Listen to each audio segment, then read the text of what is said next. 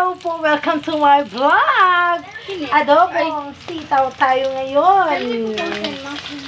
Sa post ko sa mukha mo. Ma, tanggalin mo ka. Yan, adobong sitaw. Siyempre, niluto ko muna yung karne, nilaga ko. Tapos, nung nalaga na siya, nilagyan ko ng oil, sibuyas, bawang. Yan. Adobong sitaw. Tapos, syempre, ilalagay na natin ang ating sitaw. Wow!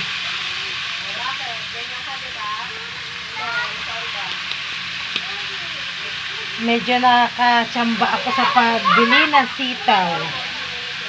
100. Ayan po yung nakasupot-supot. Natuwa naman ako yan.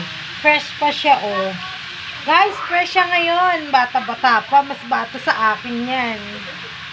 Yan. Ang adobong sitaw. Adobong sitaw with love. Diba?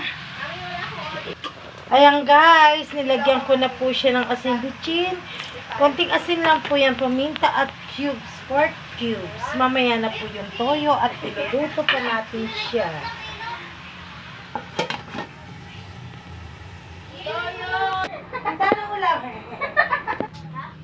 Yan, nilagyan ko na po siya ng toyo. Lulutuin na lang siya ulit.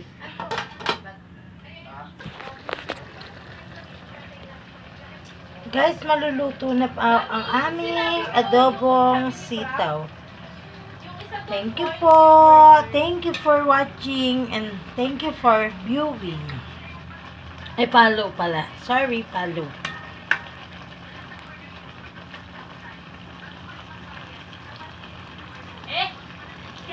Adobong sitaw. Bow. God bless all and happy Wednesday.